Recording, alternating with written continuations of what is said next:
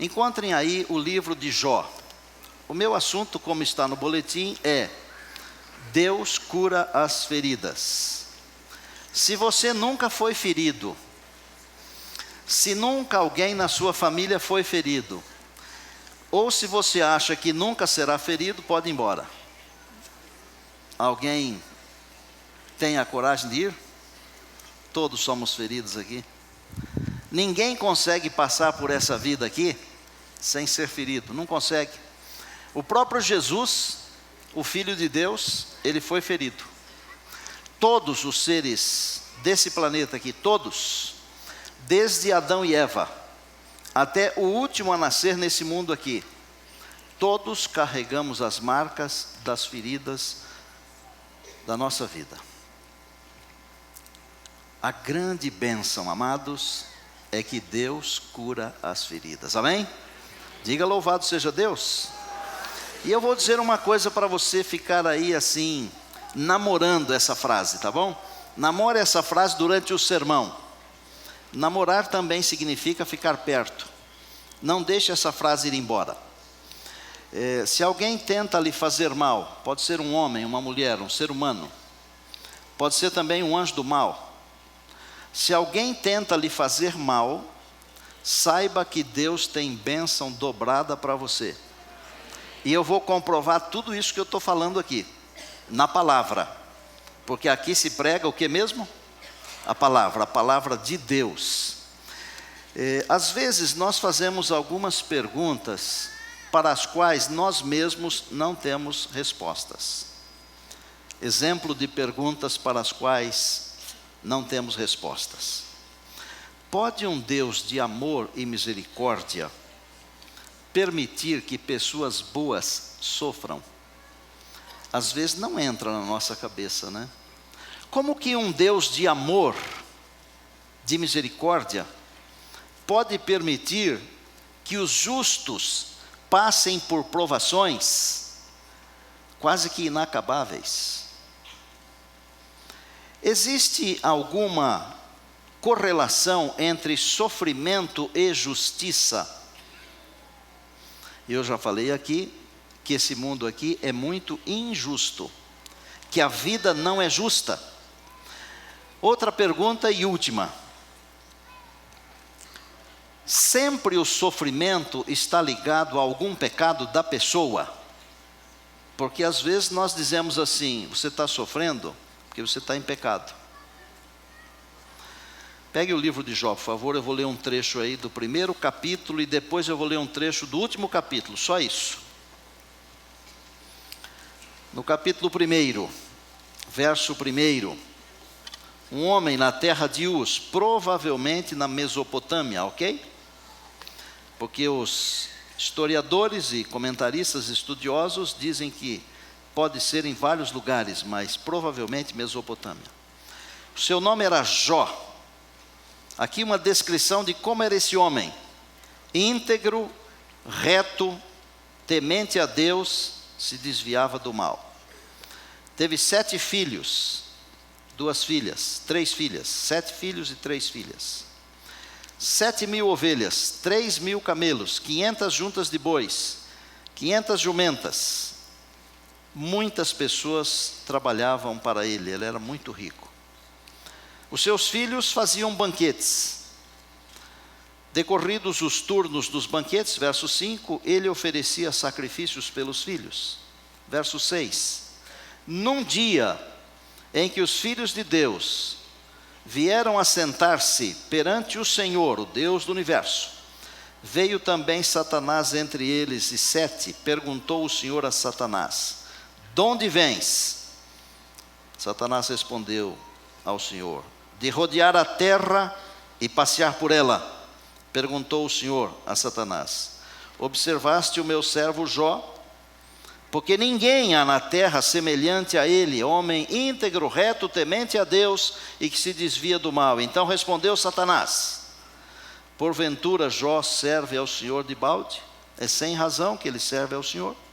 Acaso não o cercaste com tudo de bom? A ele, a sua casa e a tudo quanto tem? A obra de suas mãos abençoaste?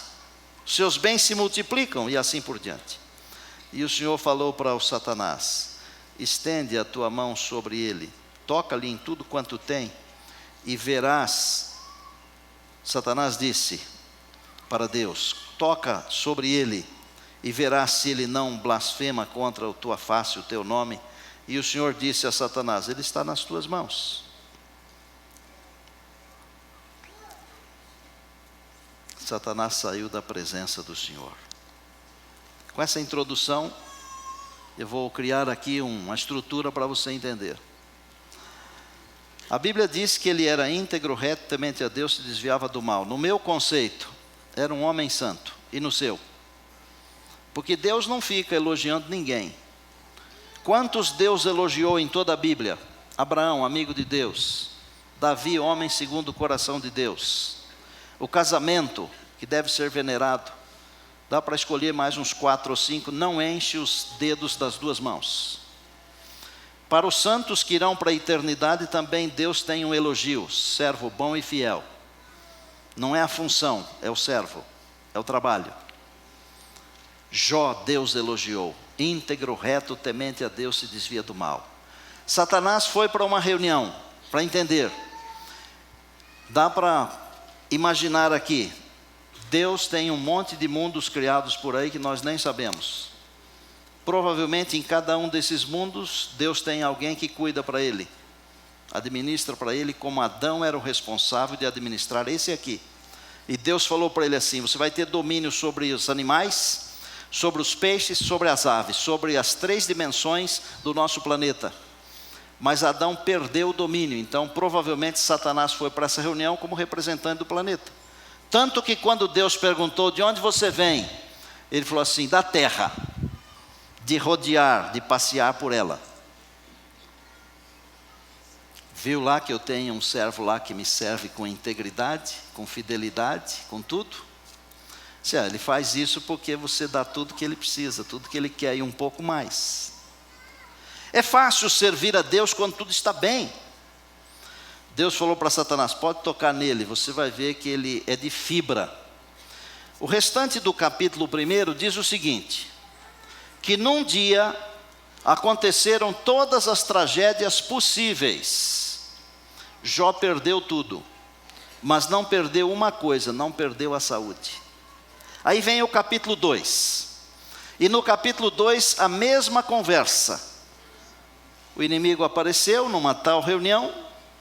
Eu não sei se essa reunião foi no céu ou num outro mundo, não posso afirmar a você, mas eu posso afirmar a você o seguinte: na terra não foi. Porque quando Deus de novo perguntou para ele: de onde você vem? Ele falou: venho da terra. Então quando se vem da terra é porque estava na terra e não está mais, ok? Para entender. Você viu meu servo Jó? Você destruiu a vida dele, ele continua íntegro, reto, temente a Deus, se desviando do mal. Servir a Deus na aflição não é para todos, é para os verdadeiros filhos de Deus. Porque Deus é o dono de todas as coisas e não é Ele quem cria o mal. Se nós entendermos isso, metade da batalha está ganha. Não é Deus o responsável pelo mal. No Antigo Testamento, a visão das pessoas, dos escritores, era de que Deus é quem faz todas as coisas. Então, quando eles dizem assim que foi Deus que fez, o próprio Jó falou isso. Deus deu, Deus tomou. Não foi Deus quem tomou, foi o diabo. Um dia Deus vai devolver para você. Grave isso aqui. Um dia Deus vai devolver para você tudo que o diabo tomou de você. Se ele tomou um filho, Deus vai devolver. Pastor, você está dizendo que Deus vai devolver o meu filho que se perdeu nas drogas? Eu estou dizendo isso aí. Tudo que o diabo tomou de você, Deus vai devolver. Pode confiar em Deus, porque Deus pode fazer isso. Eu não posso, mas Deus pode. Diga amém. Amém. Você viu? Mas ele ainda tem uma coisa: ele tem saúde. E se eu tirar a saúde dele, Deus, você vai ver que ele vai blasfemar, porque o que uma pessoa tem, ela dá tudo por causa da sua saúde. E Deus falou assim: pode tocar na saúde dele também. Olha, pastor Braga, eu gostaria que Deus confiasse em mim o tanto que ele confiou no Jó. E você? Esse tal de Jó era um cabra bom, viu? Esse era. Para Deus falar assim, pode tocar, eu acredito nele, eu ponho a mão no fogo por ele, eu me derreto por ele. Nós deveríamos aprender essas coisas assim para tratar a nossa esposa assim, sabia? Para tratar o nosso marido assim, sabia? Não teria nenhum casamento desfeito, nenhum. Você pode fazer isso pela graça de Deus, diga amém. O diabo veio e jogou assim um tipo de praga em cima do coitado, que ele ficou com tumores. A Bíblia diz que era da planta dos pés até a cabeça, até o alto da cabeça, não era até o começo da cabeça, não, até o alto, inteirinho. E ele, assentado sobre uns cacos lá, tinha que se coçar com pedaços de tijolos, de telhas.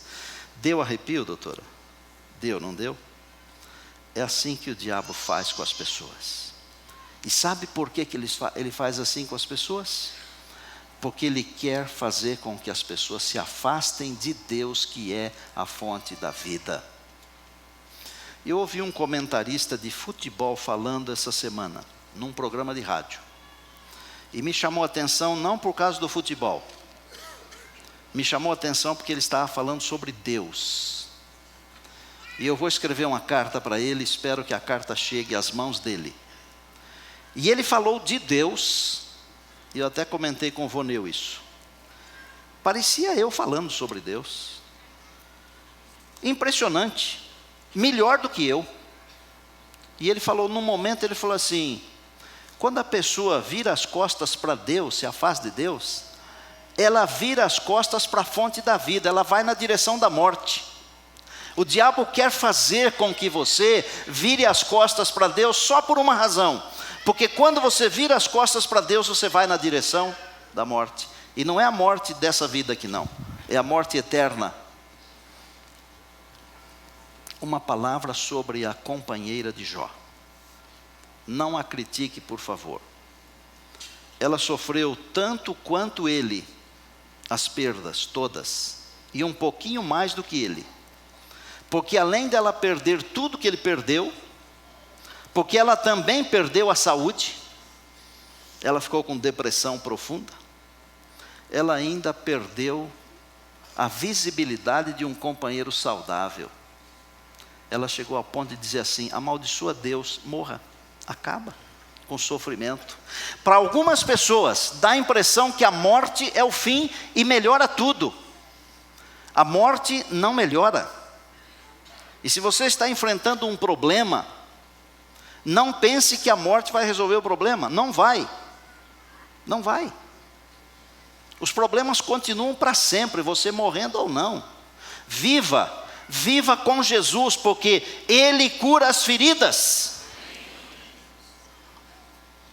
Esse Jó, cujo nome é Liobe, tem um significado espetacular. Pode significar arrepender-se, pode significar voltar-se, mas o principal significado é voltado para Deus. Pensa numa plantinha chamada girassol, que vai acompanhando o sol. Jó significa voltado para Deus. Viva voltado para Deus. Não se preocupe com as aflições. Não olhe de lado. Não olhe para os outros. Quando nós olhamos para os outros, nós temos dificuldades. E às vezes nós estamos olhando para alguém que está prosperando, e nós não. E nós pensamos assim, bom, não adianta ser fiel. Não adianta ser dizimista. Não adianta seguir os mandamentos de Deus. Não adianta amar a Jesus. Não adianta confiar na graça de Deus. Não adianta. Porque as pessoas que não fazem isso prosperam. E eu já dei uma receita para você outro dia aqui, que era o Salmo, que foi o Salmo 73. E eu vou ler um versinho desse Salmo para ajudar você. No verso 17 do Salmo 73 está escrito assim. É muito simples, mas é significativo demais, amados. Para entendermos o assunto do conflito, das perdas, dos sofrimentos e das feridas. O verso 17 diz assim: até que entrei no santuário de Deus e atinei para o fim dos ímpios. Primeiro, Asaf, ele fala uma porção de coisas. Os meus pés quase resvalaram, porque eu fiquei olhando para os ímpios, eles prosperam. Eles tentam a Deus e escapam. Mas assim, até que eu entrei no santuário de Deus e eu vi o fim deles. E se você ler o restante do Salmo 73, eu não gosto de usar capítulo no Salmo por uma razão. Porque os Salmos representam o único livro da Bíblia que não foi dividido em capítulos e versículos pelos maçoretas. Por quê? Porque cada salmo é uma composição, é um poema, é uma música, é uma poesia. Eles já estavam divididos. Então o Salmo 73 é fundamental para entendermos as razões do conflito. Esse Jó, cujo nome significa girassol voltado para Deus, não é uma alegoria, como alguns pregam por aí. Alguns ensinadores que não conhecem Deus e nem a palavra de Deus dizem, é uma alegoria, é uma história. Não é. Se o fosse, Ezequiel não teria falado do livro de Jó. E se você quiser, eu dou os dados aqui. Ezequiel 14:14, ele fala de Jó. Tiago, um outro inspirado de Deus, não teria falado de Jó no capítulo 5 do seu livro, nos versos 10 e 11. Muitos não entendem quem escreveu o livro de Jó. Os judeus acreditam que foi Moisés, e eu também acredito, e os adventistas do sétimo dia também creem que foi esse homem. Quando foi escrito o livro de Jó? O livro de Jó provavelmente foi escrito depois da era patriarcal, mas antes de Moisés, antes da lei, porque o livro não faz nenhuma menção à lei de Deus, nenhuma. E outra coisa, mais importante ainda, quem é que oferecia os sacrifícios? Não era um sacerdote, era o próprio patriarca. Então, para os estudiosos da Bíblia, é possível identificar algumas coisas. Queria considerar a vida de Jó. Jó fez certas alianças. Por exemplo, além de sua integridade, de sua fidelidade, sua retidão, de ser um homem temente a Deus, ele fez um contrato com seus próprios olhos. Está na Bíblia isso. No capítulo 31 do seu livro, no verso 1, ele diz assim: eu fiz um contrato com os meus olhos. Como é que eu o colocaria sobre uma donzela? Aqui tem uma mensagem para os nossos dias. Bom, Jó não fez isso, por quê? Ele não fez isso porque era um homem íntegro. Íntegro. Isso aqui é um princípio. Normalmente, quando uma pessoa é poderosa, ela cria suas próprias leis. Você já ouviu falar nisso? Ela acha que pode todas as coisas, e o mundo inteiro, o universo tem que girar em torno dela, se ela é poderosa. Se ela é uma pessoa rica, ela acha que pode comprar todas as pessoas. Se ela é uma pessoa influente, ela acha que pode mandar em todas as pessoas. Jó era um homem rico, um homem poderoso, mas ele não usou estas influências para o seu próprio benefício. Ele usou todas essas influências para ser fiel a Deus e dar um exemplo. Você pode usar todas as suas influências, todas, para ser fiel a Deus e dar um exemplo de como o cristianismo pode abençoar pessoas, mesmo de influência. O cristianismo não é só para pessoas fracas, não é só para os pobrezinhos. O cristianismo é para todas as pessoas que querem construir um caráter segundo o caráter de Cristo. É para você e é para mim, diga amém. Bom, no livro de Jó tem umas coisas que precisam ser entendidas. Havia um conceito nos seus dias de que a pessoa que sofre é porque ela tem um pecado. Eu não quero ser assim deselegante, mas muitos de vocês pensam assim. E eu percebo que alguns estão fazendo assim com a cabeça. Vou dizer que o sofrimento, ele não é por causa do seu pecado pessoal. O sofrimento é um dos efeitos colaterais do pecado original. O sofrimento. Quando Adão e Eva pecaram, um efeito colateral tremendo veio para esse planeta e passou para toda a humanidade, passou para os animais, passou para a natureza, passou para todas as coisas. Pode ser que você esteja sofrendo e alguém esteja tentando dizer para você, você está sofrendo porque você é um pecador, o problema está com você. E de repente não está com você como não estava com Jó. Mas os amigos, e vejam que às vezes os amigos nos ajudam, mas de vez em quando eles nos atrapalham. Morre uma pessoa, aí você vai lá com toda a bondade do seu coração, abraça a pessoa e diz assim, foi Deus quem quis assim. Não foi. Você não conhece Deus, não fale isso. Não foi Deus quem quis assim, foi o capeta quem quis assim. Porque não foi Deus quem inventou a morte. Não foi Deus. Então, não jogue para Deus os problemas que não são de Deus. Deus já tem um monte de problemas para resolver. Por exemplo, Ele tem a mim, que eu sou um problema para Ele, tremendo. Ele tem você também, que é um problema para Ele. Ou você não acredita? Mas sabe que tipo de problema eu sou para Ele? Eu sou objeto do seu amor. Você é o objeto do amor de Deus. E sabe como é que Deus me chama e a você? De menina dos olhos. Diga louvado seja Deus. Diga glória a Deus. 3 amigos vieram na intenção de consolar. Ô Jó, você está assim porque você está com um problema. Você está com um pecado, confessa logo. Aí o Jó começa a analisar a sua vida e fala assim, mas onde que está o pecado? Cadê? Fala para mim. Onde está? E não acha. Eles eram Elifaz, Bildade e Zofar. 3 amigos. Todo mundo foi embora. Quem sobrou? Sobraram esses 3 amigos que ao invés de ajudar, pioraram a situação. E sobrou a esposa que acabou dizendo para eles amaldiçoar Deus e morrer. Não sobrou ninguém. Aí veio um outro indivíduo que era acostumado aos discursos, um tal de Eliú, e começou a debater com Jó. Por fim, Jó ficou influenciado por aquelas conversas, que começou a debater com Deus. Veja como é que as coisas acontecem na nossa vida. Às vezes nós somos levados por uma corrente, por uma onda. Outro dia eu falei aqui das ondas que vêm nesse planeta, né? Até eu mencionei umas coisas que curam tudo. Tem dia que é um negócio que cura tudo, outro dia é uma outra coisa que cura tudo. Tem as ondas da internet, as ondas dos boatos. Não se deixe levar pelas ondas.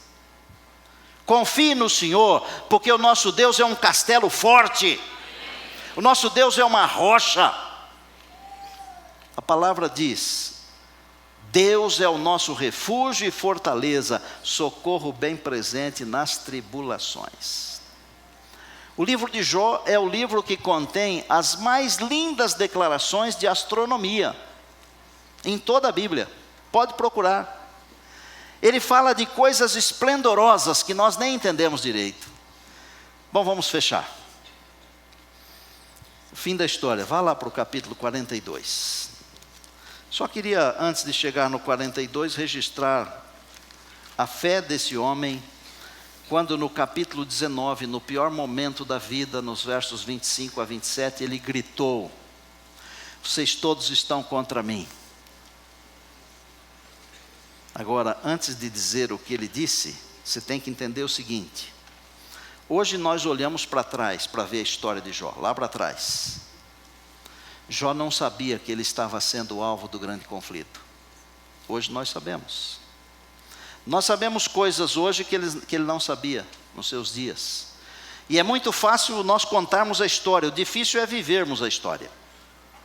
Mas mesmo não entendendo o grande conflito, não sabendo de toda a estrutura que estava por detrás da sua história, ele gritou, eu sei que o meu Redentor vive, e por fim se levantará, e os meus olhos o verão, amém?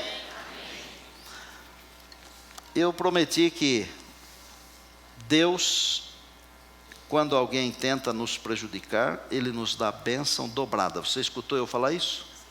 Está aqui, ó, na palavra. Alguém está tentando matar você, acabar com você? Deus tem bênçãos dobradas para você, pode confiar nisso. Você passou por uma angústia porque foi afligido e está ferido.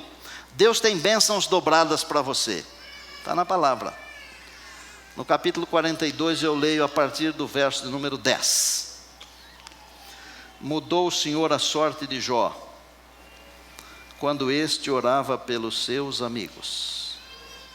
Fica aqui.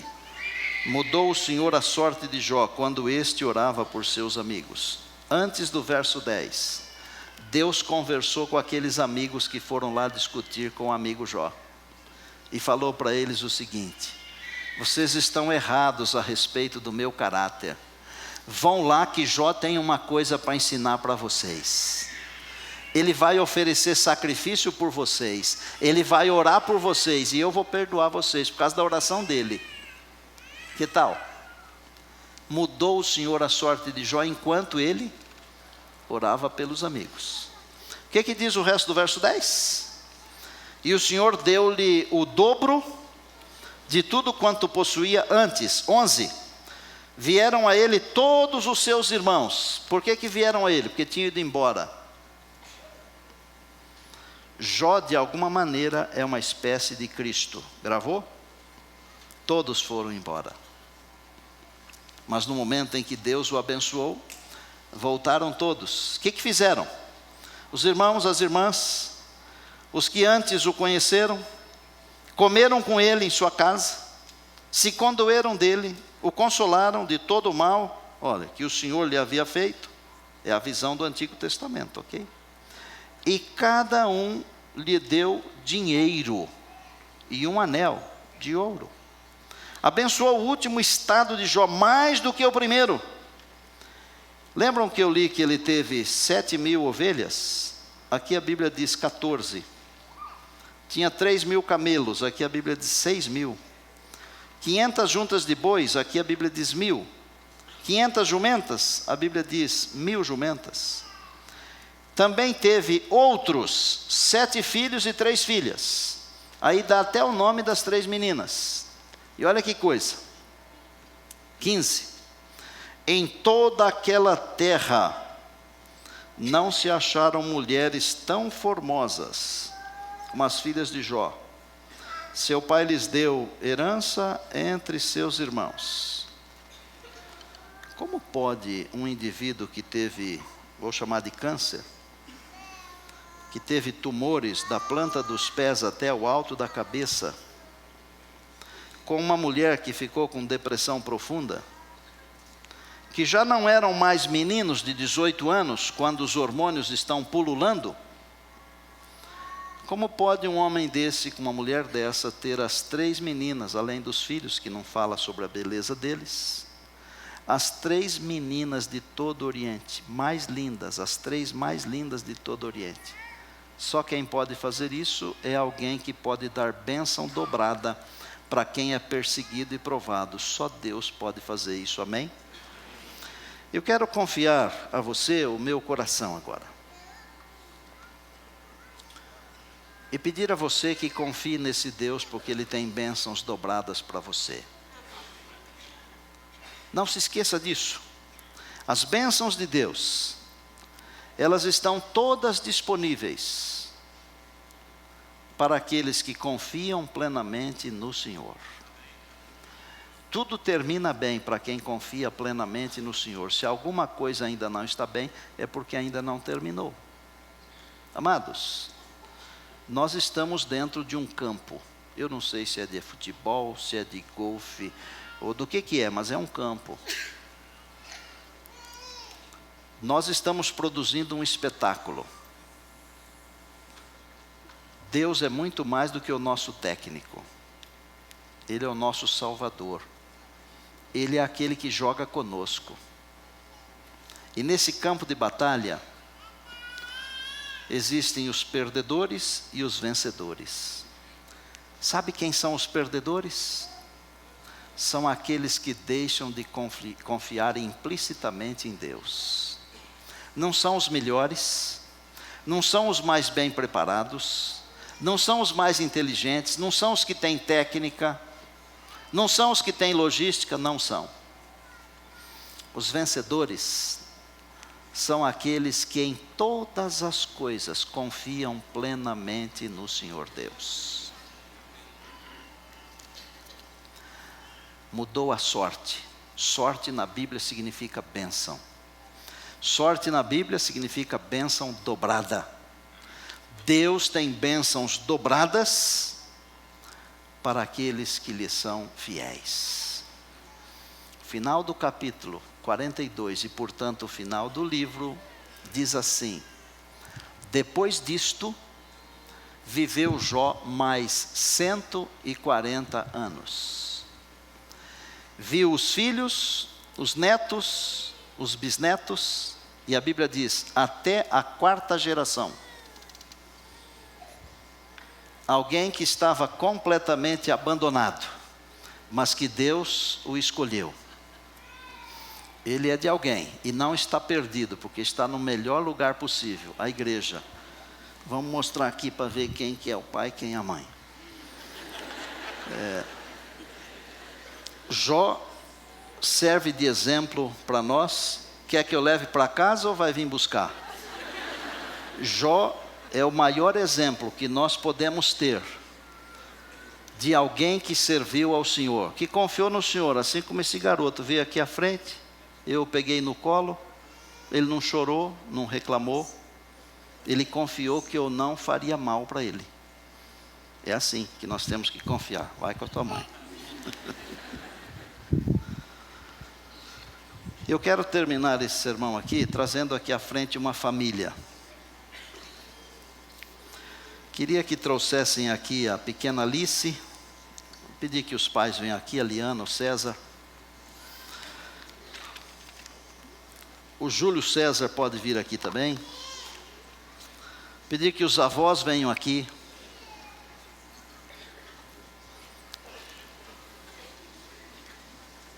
Bem-vindos.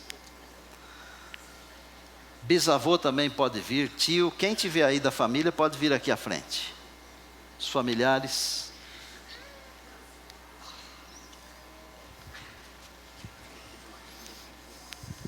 Beleza?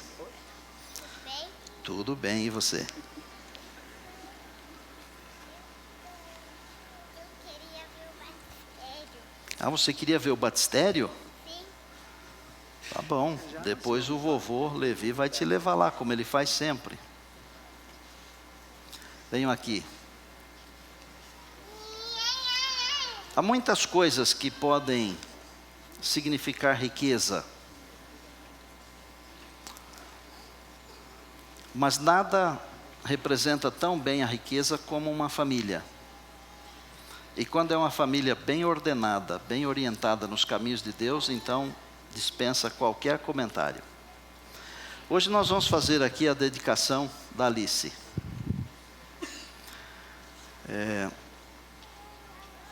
Nós planejamos esse momento aqui para esse encerramento de sermão por algumas razões. Mas a principal delas é dizer que as bênçãos de Deus, elas podem vir sobre cada um de nós. Sobre a família que está aqui, que foi abençoada. Sobre o coral que está ali, que vai cantar daqui a pouquinho.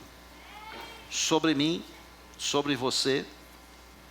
Sobre os que nos acompanham a cada sábado na internet. Deus tem bênçãos para vocês. Deus tem bênçãos para todos nós. Enquanto o maestro Silmar vai... Ah, não é o Silmar, é outro pianista, é uma menina. Você toca para a gente aí um pouquinho, nós vamos colar o pezinho da Alice aqui no certificado.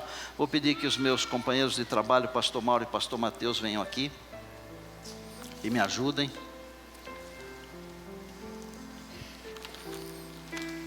Um dos avós, o Virgílio, que é o senhor, é meu colega de ministério, é pastor de uma das congregações aí. O senhor é muito bem-vindo. E nós temos uma lembrança para o senhor aí, que são alguns dos meus livros publicados. O senhor é muito bem-vindo aqui. Sinta-se à vontade, viu? Sua esposa, família. Cadê os fotógrafos? Põe o pezinho primeiro, por favor.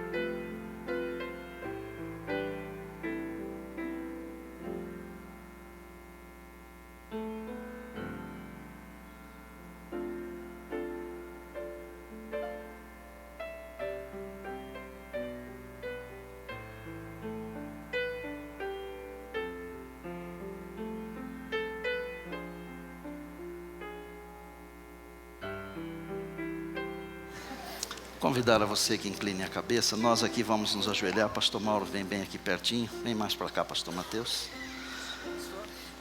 Vamos nos ajoelhar todos.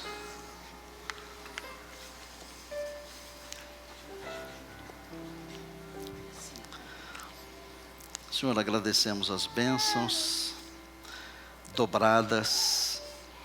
Agradecemos as bênçãos para essa família. Nesta hora nós oferecemos a Alice ao Senhor. Que ela seja abençoada com uma porção dobrada, meu Deus. Que seja uma alegria para os pais, também uma bênção para a igreja. E sua vida seja um preito de gratidão ao nome do Senhor Jesus. Aqui nós somos uma só família agora. Nós te entregamos os nossos filhos. Que eles sejam como flores,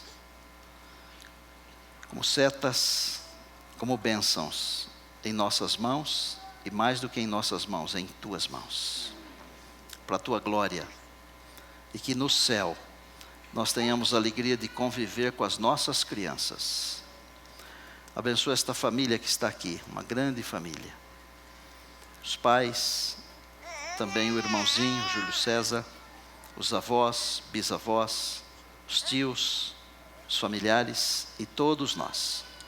Nós a dedicamos a Ti nesta hora. Em nome de Jesus, amém. Amém. Enquanto vocês ficam aqui comigo,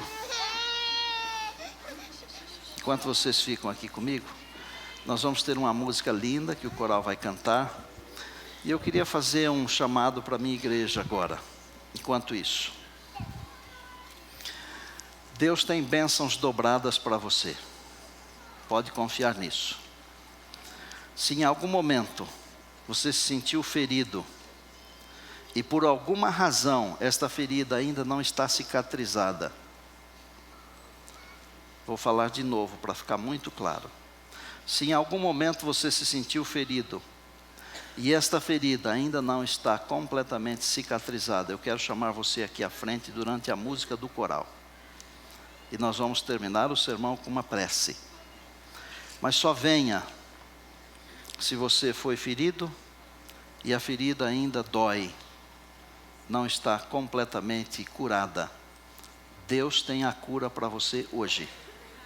E mais do que a cura, Deus tem uma bênção dobrada para você, porque está na palavra, e aquele que prometeu é fiel. Amém?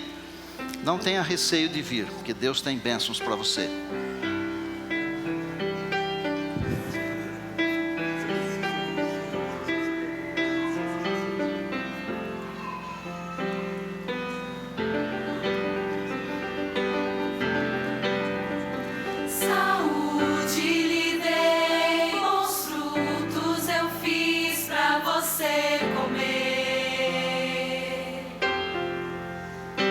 Um dia eu descansei.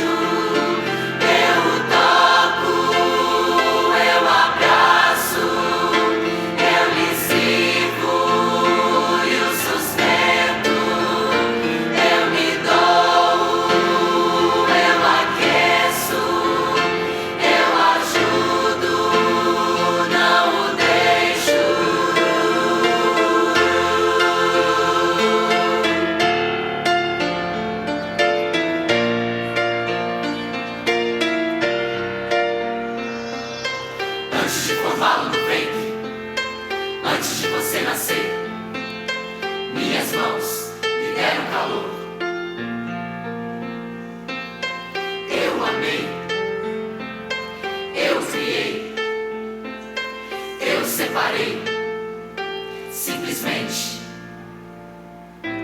para amar, para amar, para amar com meu amor.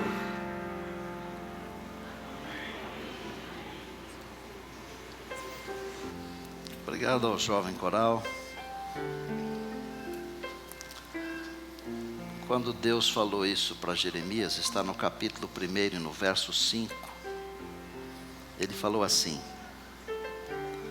antes que você fosse formado no ventre, eu te conheci. E antes que saísses da madre, antes do nascimento, eu te escolhi. Tudo isso aqui foi estruturado para dizer para você, meu amado, minha amada, que Deus nos conheceu antes de nós sermos formados. E que Deus nos escolheu antes de nós nascermos. E para que Deus nos escolheu?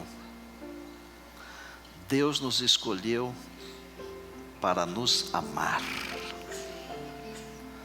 Eu comentei com a minha namorada essa semana uma coisa. E aqui estão duas crianças. Nós temos uma linguagem para expressar certas coisas.